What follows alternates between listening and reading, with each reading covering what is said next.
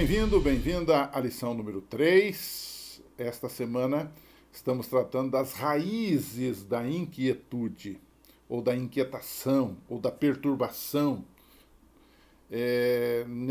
Nesta semana, nós vamos estudar um pouquinho sobre o que nos impede de encontrar descanso em Jesus. Quais são essas raízes do mal, digamos assim, que nos impedem de termos uma vida descansada em Jesus Cristo? Mesmo diante das intempéries, das dificuldades, nós descansamos em Cristo, confiamos nele e somos felizes. Como é que isso acontece? Bom, a primeira raiz que nos aparece é a raiz do egoísmo. Pessoa centralizada nela mesma. Ser maior, ser melhor e ter mais não refletem os princípios fundamentais do reino de Deus. Um caso típico é de Lucas 12, dos versos 13 a 21, a história do famoso rico insensato, né? Que é uma espécie de modelo de egoísmo fatal. É aquele indivíduo que já tinha muito e que resolve destruir os seus celeiros para construir maiores, para ter mais, para obter mais, para ser mais, em outras palavras. E a Bíblia diz que, na história que Jesus contou, que Deus lhe disse: louco, essa noite te pedirão a tua alma, a tua vida. E o que você tem? Para quem é que vai ficar isso tudo? Né? Então, este rico insensato de Lucas 12 é um protótipo, é um exemplo, é um modelo de egoísmo fatal, que muita gente cai nesse mundo. Né?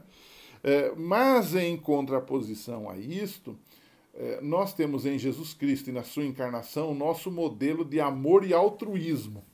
Filipenses 2, 5 a 8, né, diz que Jesus não teve por usurpação, por orgulho, o ser igual a Deus, mas ele encarnou-se, ele veio aqui a este mundo e aqui viveu, sofreu e morreu como um servo, que era o ser mais desprezível naquele momento da história. Então, você percebe que há aqui um contraste, né, entre alguém que vive o egoísmo e, portanto, tem todas as inquietações disto, e alguém que vive um amor altruísta e tem uma vida plena. Né? Uma segunda raiz do mal e que nos leva a ficarmos angustiados, desesperados, inquietos com as coisas da vida e não descansarmos, e muitas vezes não descansamos em nenhum dos sentidos, nem no físico, nem no emocional, e muito menos no espiritual, é o que chamamos de ambição.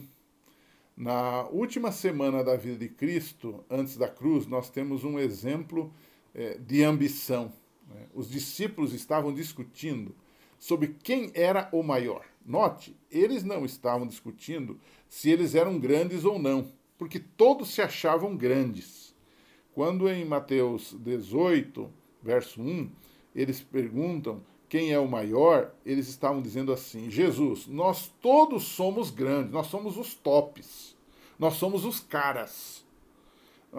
Mas diga para nós o seguinte: entre os caras, entre os tops, quem de fato é o maior, o que vai governar? Uma pergunta, de fato, que revelava uma ambição desmedida. Eles tinham a ambição de serem governantes do reino de Cristo. E a Bíblia diz que isto, Lucas 22, 24, diz que isto produziu entre eles inquietude. É claro, a ambição gera essa inquietude, esse desespero, essa falta de sentido e essa tristeza. Né? E Jesus, então, respondeu, mostrando a eles que se eles não se convertessem, em primeiro lugar, e não se tornasse como uma criança, porque na época de Jesus a criança não era apenas um ser humilde, nós sempre dizemos: olha, você tem que ser humilde como uma criança. Eu vejo algumas crianças não tão humildes hoje por aí. A sociedade tem transformado também as crianças, né? Mas no sentido de Jesus, falava-se de humildade, mas falava-se também de que a criança era o menos provável, era um ser quase de segunda categoria. O menos provável de entrar no reino de Deus era uma criança. Então, ele era despretensioso. O sentido de Jesus aqui é dizer aos discípulos que, ao contrário de serem ambiciosos, eles deveriam ser despretensiosos no reino de Deus. E tinham que ter o objetivo de servir.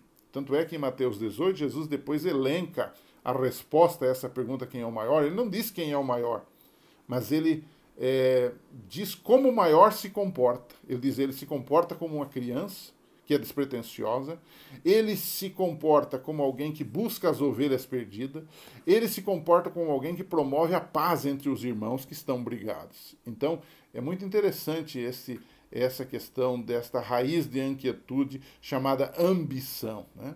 A terceira raiz do mal que temos aqui, né, descrita nesta semana é aquilo que a Bíblia chama de hipocrisia, né? O que é o hipócrita, né? O hipócrita, na verdade, pode ser resumido numa palavra. Ele é fingidor. É alguém que parece ser o que não é. Jesus, é interessante quando você lê o Novo Testamento, que Jesus demonstrou perdão para todos. Todos os pecadores foram bem-vindos a Jesus.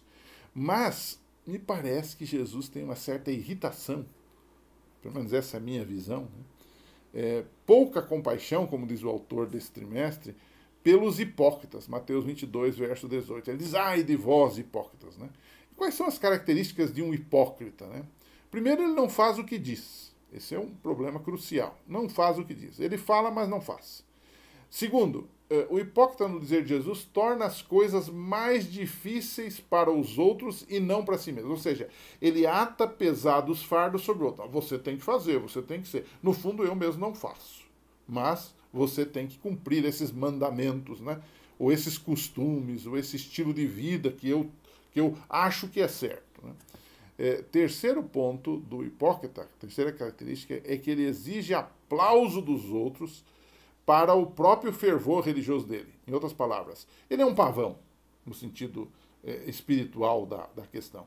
Ele se mostra como o cara, como alguém que é muito bom, que é muito cristão, que é muito fervoroso. Ele tem uma capa de piedade e ele gosta que as pessoas elogiem isto ou reconheçam isso. E então, o quarto ponto é exatamente esse. Ele exige uma honra que só pertence a Deus. Esses 4 pontos você pode encontrar numa leitura atenta de Mateus 23, de 1 a 13. E você vai ver que a hipocrisia é também uma raiz de inquietude. Mas um quarto ponto, que na verdade na lição estava no início, eu coloquei para o final, é Jesus. Mas será que Jesus é a raiz de alguma inquietude também? Bom, temos que explicar. Como que isso acontece? Jesus pode ser uma raiz de inquietude para o ser humano, para o cristão? Em que sentido? Bom, temos que explicar. Jesus disse o seguinte em Mateus 10, 34. Não pensem que eu vim trazer paz à terra. Bom, mas nós sempre ouvimos que Jesus é a paz. Ele nos traz a paz. Ele nos proporciona esta paz, a paz verdadeira, a paz duradoura. Como é que agora ele diz, não pensem que eu vim trazer paz à terra? Eu não vim trazer paz, ele diz, mas vim trazer espada.